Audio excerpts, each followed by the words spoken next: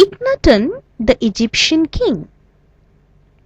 Large eyelids like a dreamer's, a long skull, a thin and weak body.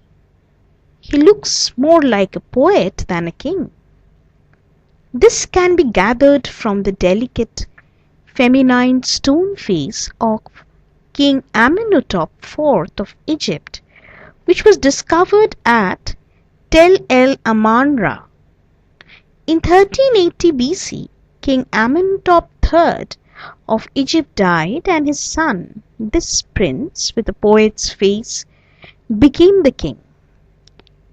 Later, he changed his name to Akhenaton, but this is another story which we will narrate shortly. When Akhenaton came to power, he reacted against the country's religion, its god Ammon, and the practices of Ammon's priests. In the great temple at Karnak, there was a large group of women, supposedly the wives of Ammon, but in reality serving the priests. Young Akhenaton, who was very faithful to his wife, did not approve of this. He was against the sacrifice of goats and rams to Ammon and the use of magic by the priests. He disliked their cheating common people with false predictions. His youthful spirit rebelled against the immorality into which the religion of his people had fallen. He hated the unnecessary wealth and rituals of the temple and the power of the priests. Because of his youth and high ideals, he was not diplomatic or careful, and announced that all these gods and ceremonies were indecent idol worship, and there was only one god, Aten, or the sun. Akhenaton considered sun as the supreme god, the source of all earthly life and light. The new god filled the king's soul with delight. He changed his own name from Amenhotep, which contained the name of Ammon, to Akhenaton, meaning Aton is satisfied. He wrote long and passionate songs about the god. For him, Aten was God to the whole world, found in all forms of life, giving heat and creating everything from it. This was a very advanced concept of God compared to the existing concept of the people.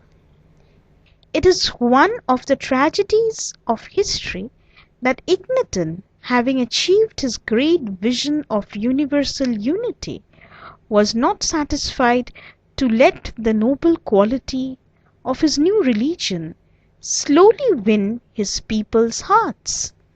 The thought came to him that other forms of belief and worship were indecent and not acceptable. Suddenly he gave orders. The names of all gods but Aten should be removed and chiseled from every public inscription in Egypt. He mutilated his father's name from 100 monuments to cut from it the word Ammon. He declared all other religions illegal and ordered that all old temples should be closed. At one blow, he distanced himself from the wealthy and the powerful priests, and forbade the worship of deities in whom people had believed for a long time. When he raised Ammon from his father's name, it shocked his people. It was insult to the ancestral dead. He had underestimated the strength of the priests. He had thought that his people were very intelligent and could understand his religion based on nature. Behind the scenes, the priests plotted. People continued to worship their ancient and innumerable gods secretly at home. Even in his palace, his ministers and generals hated him and prayed for his death, for they felt he was ruining the empire. Meanwhile, the young poet lived in simplicity and trust with his wife, 7 daughters, but no son. In the simple happiness came alarming messages from Syria.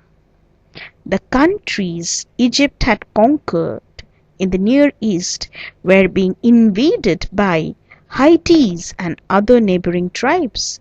The governors appointed by Egypt requested immediate army reinforcements.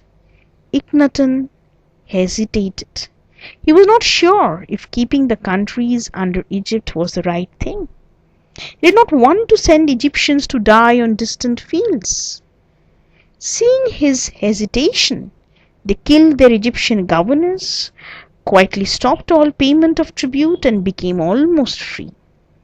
In a moment, Egypt ceased to be a vast empire and shrank back into a little state. Internal administration was in disorder. Akhenaten found himself penniless and friendless in a world that had seemed all his own. He was hardly 30 when in 1362 BC he died, broken with the realization of his failure as a ruler and the unworthiness of his people. Can you think of another such strange king?